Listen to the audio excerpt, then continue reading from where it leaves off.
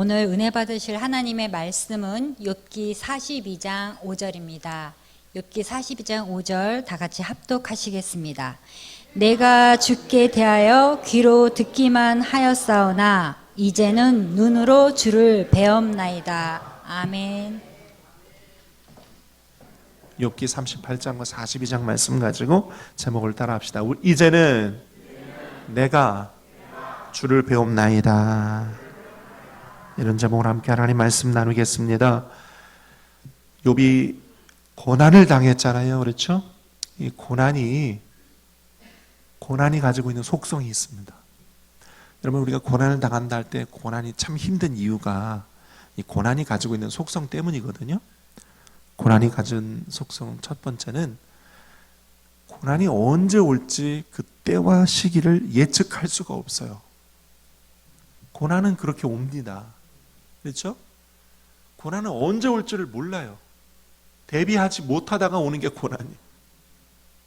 그래서 고난이 참 뜻밖의 손님인데 반갑지 않습니다. 고난은 또 이유를 모르게 와요. 아니, 이 고난이 도대체 무슨 이유 때문에 나한테 오는 거야? 이유를 알 수가 없어요. 특히 우리 믿는 사람들에게는, 신앙생활 열심히 잘하는 사람들에게는 더욱 그렇습니다. 이유를 알 수가 없어요. 아니, 내가 여태까지 신앙생활 잘해왔는데 왜 이런 고난이 다가오는가? 하나님 뜻이 어디에 있습니까? 세상 사람들은요, 특히 세상 사람들 중에 누가 봐도 죄 많이 짓는 사람들은 인과응보라고, 사필귀정이라고, 이유가 있어. 근데 우리 예수 믿는 사람들, 우리 같이 정말 예수님밖에 모르고 날마다 기도하고 예배하는 사람들이 고난을 만나면 이유를 알 수 없어서 답답하고 힘듭니다. 또 고난은 이런 속성이 있어요.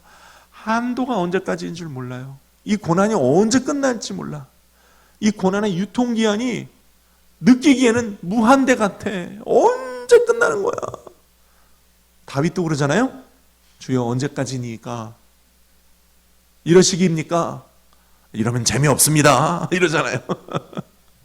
누구 말이에요? 제가 옛날에 그랬다 이 말이에요. 제가 옛날에 그랬어요. 하나님 저한테 이러시게요? 이러시면 안 좋습니다. 저 망신, 하나님 망신, 이거 안 좋습니다. 이러시면 안 돼요. 하나님 손해입니다. 막 이랬어요. 빨리 끝내주시지요. 이랬어요. 쉽게 안 끝나. 빨리 안 끝나더라고요. 왜요? 이게 고난이기 때문에 그런 거예요. 다 이유가 있어요. 하나님이 정하신 때가 있어요. 전도서에 말한 것처럼 때가 있어요. 마지막으로 이 고난이 가진 속성이 하나가, 고난받는 사람은 외로워. 그렇죠? 아무도 몰라. 심지어는 배우자도 자식도 부모도 고난당하는 사람의 이 외로움은 알 길이 없는 거예요. 고난당하는 사람만 아는 거예요. 욥이 그랬잖아요.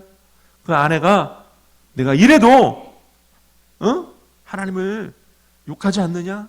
하나님 욕하고 죽어라. 예전에 SNS, 인터넷 어디선가 참 재밌는, 요즘 애들 말로 짤이라고 그래. 짧은 동영상. 어떤 80대 할아버지와 할머니가 그 유재석 씨 나오는 그 예능 프로그램이 있어요. 대화하는 유퀴즈인가 뭐 거는 프로그램에 나왔는데, 그 할아버지가 그래요. 내가 20살 때부터 내가 지금 80세인데 지금까지 60년 동안 매일 술을 마셨는데, 내 여태가 80평생을 살아도 병원 한 번을 안 갔어. 나는 술을 마셔도 나는 건강해. 내 친구들은 다 술 때문에 죽었어. 나는 건강해. 그래서 건강을 막 자신했어요. 근데 옆에 계신 할머니가 뭐라는지 아세요? 옆에 계신 할머니가 요때 딱 죽으면 딱 좋은데. 할머니가 옆에서 그러시더라고요. 요때 딱 죽는 게 좋다고 그러시더라고요. 그러니까 할아버지 갑자기 눈빛이 동공이 지진을 일으키면서 뭐라고? 내가 죽으면 좋다고 막 그러셨어요. 옆에서. 아무도 몰라요. 고난당하는 사람은 혼자 고난을 당하는 거예요. 옆에 뭐 부인이든 남편이든 아무도 몰라. 병상에 누워있는 사람만 외로운 거예요. 욥이 그런 고난을 당했습니다. 그렇죠? 사단의 참소로 하나님께서 허락하신 그 한계, 그 바운더리 안에서 자녀도 죽고 소, 양, 낙타, 종들이 다 죽고 병들어 기왓장으로 몸을 긁고 그 안에도 하나님을 욕하고 죽으라. 이게 얼마나 큰 모욕인지 몰라요. 그렇죠? 특히 예수 믿는 사람들이 이와 같은 모욕을 당해요. 너 예수 믿는다며, 너 할렐루야라며, 너희 하나님이 왜 이렇게 하셨냐? 그런 모욕을 당합니다. 위로한다고 온 친구들, 대만 사람 엘리베스, 수아 사람 빌다, 나아마 사람 소발 왔는데 그들은 정죄합니다. 오늘이 욥기 5번째 설교를 하는 날인데 지난 4번째까지 1장부터 2장까지를 다뤘거든요. 근데 제가 3장부터 31장까지를 요약해서 말씀을 드리는 거예요. 3장부터 31장까지 이 욥의 세 친구들이 또 4번째 친구, 나중에 엘리후라는 친구가 나타나는데 이 4명의 친구들이 욥에게 네가 지금 이렇게 고난받는 게 이유가 있지 않느냐? 너 혹시 죄 지은 거 없느냐? 생각해봐라. 분명히 하나님은 너의 죄 때문에 이렇게 하셨을 것이다. 너의 지난날의 삶을 되돌아봐라. 분명히 잘못한 게 있지 않느냐? 너 정말 하나님 앞에 의롭냐? 너 자신을 돌아봐라. 이렇게 얘기를 합니다. 아픈 사람 더 아프게 만드는 거죠. 특히 우리 현대 교회 안에서도 예수 믿는 사람들이 까닭 모를 시련과 연단을 받을 때 모르는 성도들이 말을 조심해야 되는데 연단 맞는 사람에게 더 큰 상처를 주는 경우가 있어요. 욥기에 보니까 4번째 친구 엘리후라는 친구는 앞에 세 친구와 다릅니다. 하나님은 공의로우시다. 하나님은 선하시다. 하나님은 좋으신 분이시다. 하나님 반드시 하나님의 뜻 안에 너를 이렇게 하신 것이다. 그러니 하나님께 너의 시선을 돌려라. 이렇게 유도합니다. 할렐루야. 저와 여러분의 주위에 이런 좋은 친구가 있기를 바랍니다. 그러고 난 뒤에 하나님께서 욥기 38장에 들어서 이제 욥을 직접 만나주세요. 그리고 욥에게 질문을 던지십니다. 이 질문의 내용 조금 이따 우리가 살펴볼 텐데 오늘 욥에게 던지신 이 하나님의 질문은 저와 여러분들에게도 주시는 하나님의 질문이세요. 특별히 시험과 연단을 당하고 있는 우리에게 하나님이 주시는 질문이에요. 여러분 모두가 다 이 질문을 깊이 묵상하면서 이 질문에 답할 수 있는 저와 여러분 되실 수 있기를 바랍니다.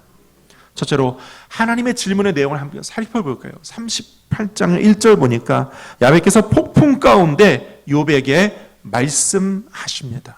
4절 욥아 내가 땅에 기초를 놓을 때에 내가 어디 있었느냐. 8절 바다가 그 모태에서 터져 나올 때에 문으로 그것을 가둔 자가 누구냐. 16절 네가 저 바다의 깊은 샘에 들어가 보았느냐.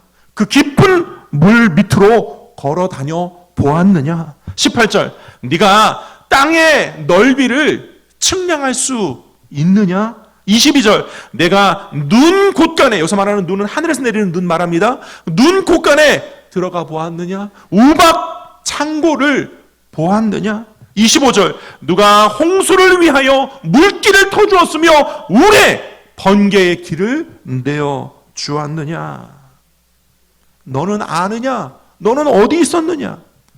31절 네가 묘성을 메어 묶을 수 있으며 삼성의 띠를 풀 수 있겠느냐. 묘성이 뭐냐면 은하계를 말하는 거예요. 은하계를 만드는 자가 누구냐. 삼성은 뭐냐면 별자리를 말하는 거예요. 별자리를 만든 자가 누구냐.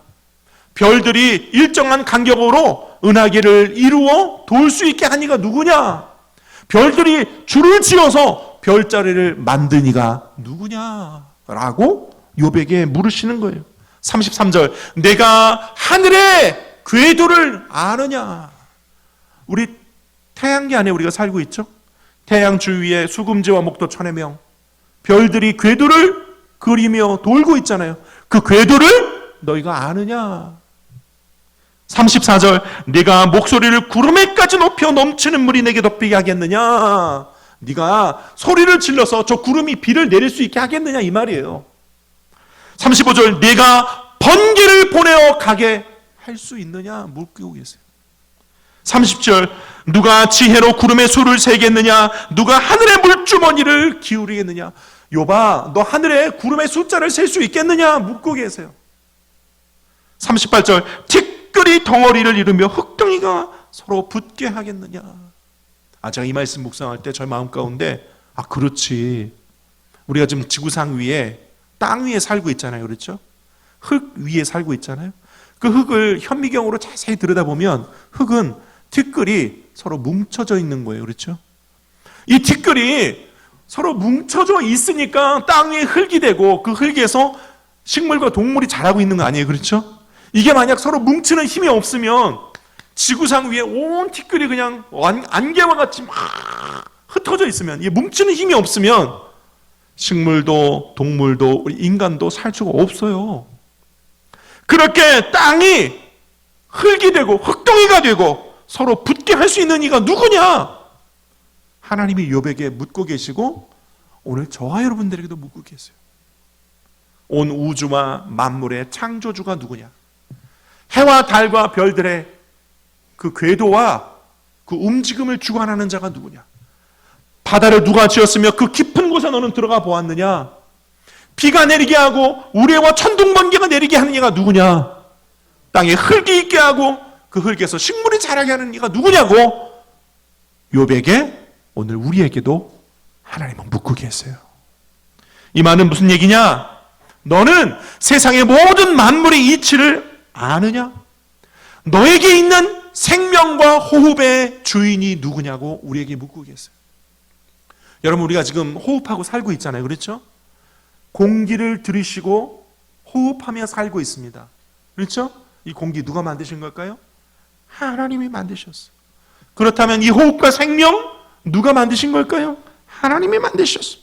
우리가 마시는 물, 우리가 먹는 음식, 우리가 입고 있는 옷, 우리가 타고 다니는 자동차, 우리가 살고 있는 이 집, 모든 건물 다 하나님의 것입니다.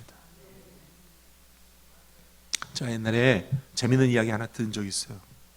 여러분, 지구상엔 수십만 종류의 물질이 있습니다. 수십만 종류의 그 물질 중에서 유일하게 딱 두 가지 물질이 온도에 따른 부피 변화가 똑같아요. 일정해요. 그게 철과 시멘트입니다. 시멘트는 뭐 화강암을 비롯한 여러 가지 물질이 섞여 있는데 이 철과 시멘트가 온도에 따른 부피의 변화가 똑같대요. 수십만 배 늘어나거나 수십만 배 줄어도 똑같답니다. 그래서 태어난 게 뭐예요? 콘크리트가 아니면 여러분 우리가 건물을 지을 수도 없고 빌딩을 지을 수도 없고 아파트를 지을 수도 없어요. 그런데 1800년대 후반에 하나님께서 전 세계 수십만 종의 물질 가운데 쇠와 시멘트가 온도에 따른 부피 변화가 똑같다는 걸 우리 인간이 발견하게 해주셨어요. 그것은 우리 인간에게 주신 선물이에요. 그래서 1800년대 후반에 콘크리트를 발견하고 그 다음 20세기, 21세기에 우리 인류가 고층 빌딩, 높은 건물을 짓기 시작했어요. 할렐루야. 그래서 지금 우리 인류 문명을 누리고 있는 거예요. 콘크리트가. 이거 발견하게 하신 이가 하나님이 있어요. 그리고 그렇게 쇠와 시멘트를 수십만 배 늘리거나 수십만 배 줄여도 온도에 따른 부피 변화가 똑같게 만드신 이가 하나님이세요.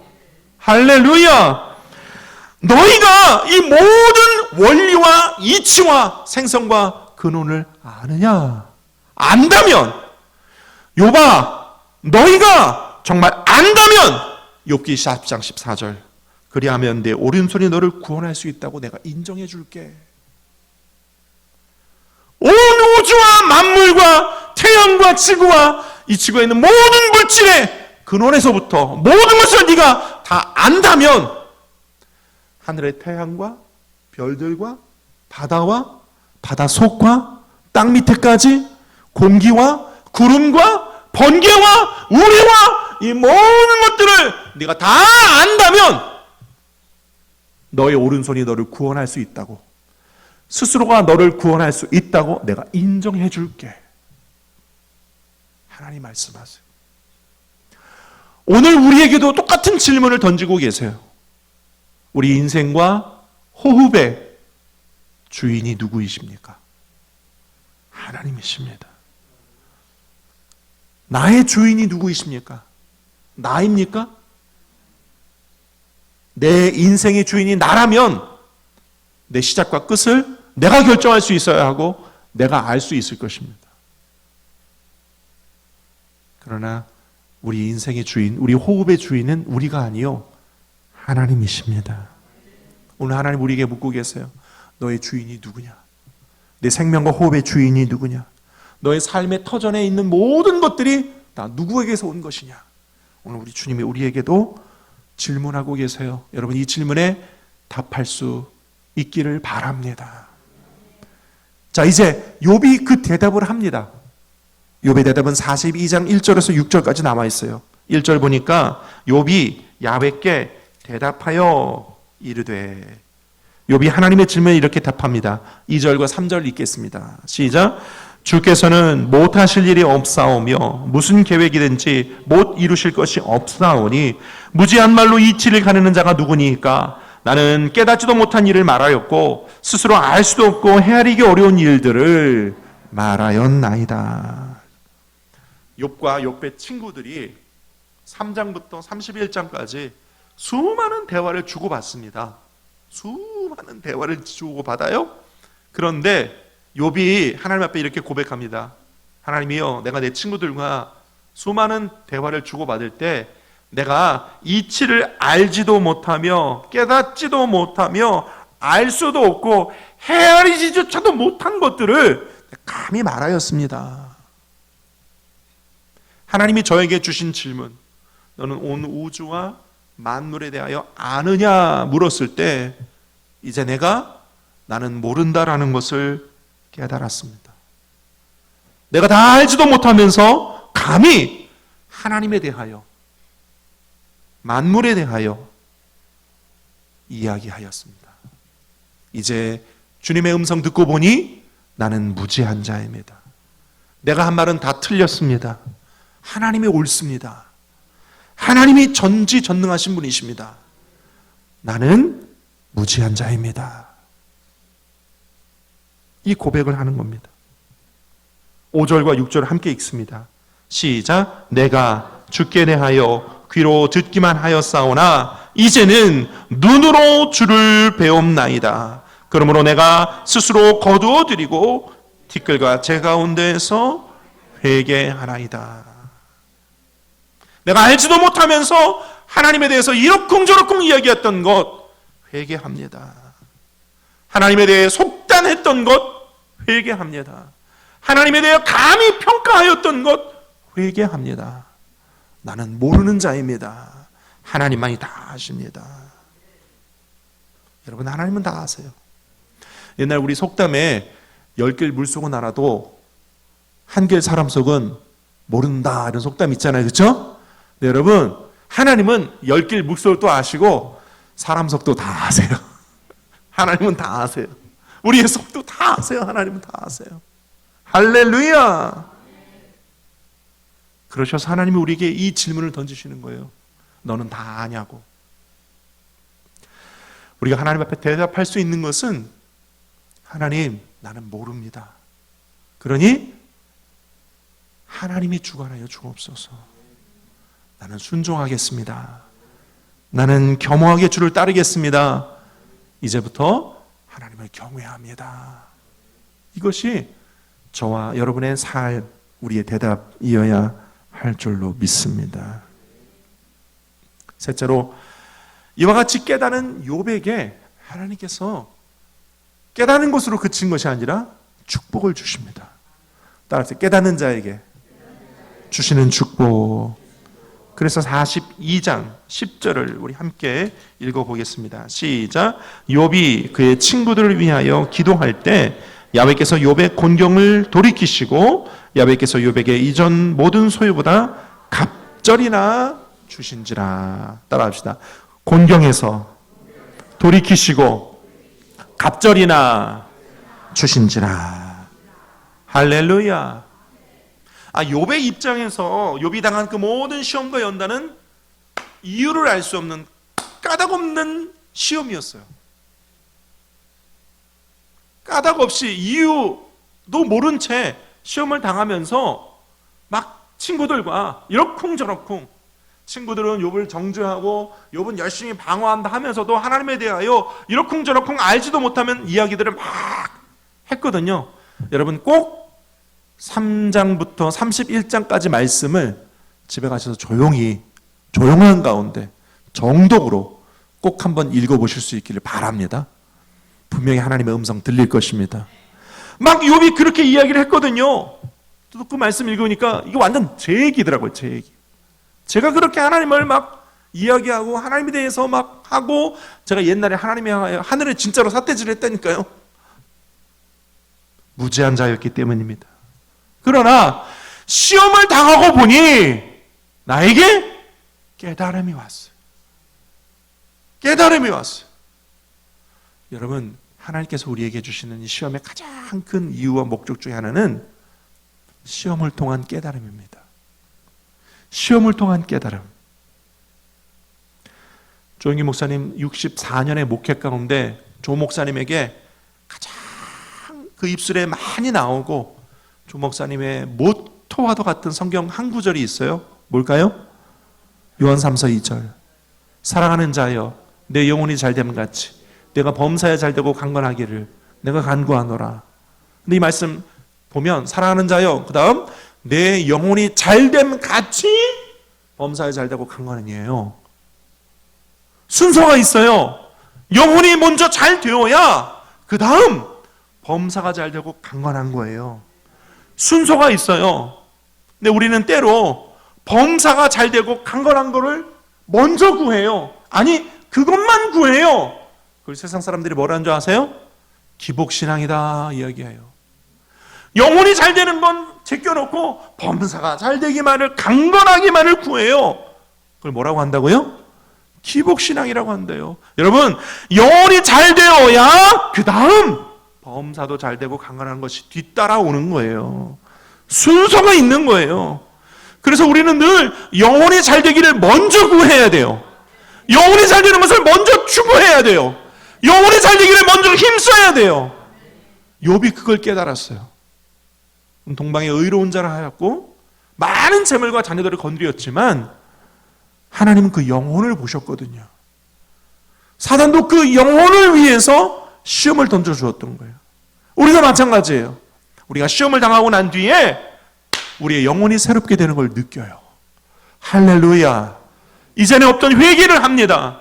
하나님께 더욱 나아가요. 그러면 성공이에요. 그러면 축복이에요. 그러면 하나님의 뜻이 이루어지는 것입니다. 여러분, 우리에게 영혼이 먼저 잘 되는 복을 간구해야 돼요. 그 다음 범사가 잘 되고 강건한 것이 뒤따라오는 것입니다. 할렐루야. 11절에서 15절까지를 제가 일부에서 읽어드렸는데 그냥 여러분 읽어보세요. 거기 보면 하나님께서 욥에게 갑절의 복을 주신 것들이 따라와요. 왜요? 욥이 고난을 통해 하나님을 만났기 때문입니다. 사업이나 비즈니스나 이런 것들을 성공하신 유명한 인플루언서 강연사들이 요즘 있어요. 그렇죠? 그 강사들이 강연할 때 이렇게 들어보면 공통적으로 하는 이야기가 있어요. 공통적으로 하는 말. 돈을 따라가지 마세요. 여러분이 좋아하는 것, 여러분이 잘하는 것, 잘할 수 있는 것, 여러분이 가치 있게 여기는 것들을 열심히 하세요. 그러면 돈과 부귀는 따라오게 되어 있습니다. 그렇게 얘기를 해요. 맞아요, 틀려요? 맞아요. 그 말이 맞아요. 같은 이치예요. 여러분, 우리가 영혼이 잘 되면 나머지는 따라오는 거예요. 문제는 항상 우리의 영혼이 하나님을 떠나는데 문제의 발단이 시작이 돼요.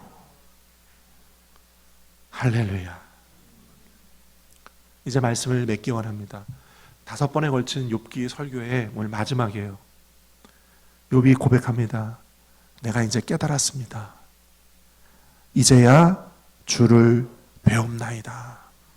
내가 시련과 연단을 거치면서 이제 하나님을 만났습니다. 하나님의 뜻을 깨달았습니다. 욥이 이렇게 고백한 것 같이 여러분 저번에 삶 가운데도 어떠한 시련이 다가오고 어떤 연단이 다가와도 내가 이 시련을 통해 하나님을 만났습니다. 내가 이 연단을 통해 하나님을 배웁습니다. 이제 주를 배웠사오니 하나님이여 내 영혼을 붙들어 주소서. 그러고 나면 여러분, 여러분의 건강도, 여러분의 가정도, 여러분의 자녀도, 여러분의 물질도 하나님은 책임져 주시는 것입니다. 우리 조 목사님도 17살에 폐병에 걸려서 죽을 고비를 넘겼지만 그 폐병 때문에 우리 조영기 목사님 예수님을 만났어요. 할렐루야. 대조동 천막교회에서 남의 깨배 타다가 미군 군용 천막을 치고 교회를 개척하셨는데 그 처절하고 괴롭고 고통스러운 천막교회 시절이 있었고 그때 새벽 기도 때마다 하나님 앞에 대여섯 시간씩 눈물로 부르짖어 기도한 기도가 있었기에 우리 조영기 목사님 세계 최대 교회를 일구셨습니다. 73년도에 여의도에 여의도 대성전을 건축하실 때 그때 5.1 파동이 있고 공사가 중단되어 자살 직전까지 갔던 그 어려움이 있었기 때문에 그 사건 이후로 조 목사님은 여의도 순복음교회와 그리고 여의도 순복음교회 조직을 만드셔서 그 조직 때문에 오늘까지 우리 여의도 순복음교회가 온 거예요. 모든 시련과 연단과 아픔은 우리를 하나님께로 더욱 가까이 가게 만들어 줍니다. 여러분 그것에 감사할 수 있기를 바랍니다. 그를 통해 하나님을 만날 수 있기 바랍니다. 하나님과 더 친밀해지기를 바랍니다. 그러면 범사가 잘 되고 강건한 것이 뒤따라 오는 것입니다. 할렐루야. 우리가 어떤 일을 만나도 그 이면에 감추어진 하나님을 만나고 더욱 성령을 의지하고 이것이 우리를 살리는 기름을 더욱 깨달아 주님 앞에 가까이 가는 저 여러분 다 되실 수 있기를 예수님의 이름으로 축원드립니다. 기도하겠습니다. 아버지 하나님,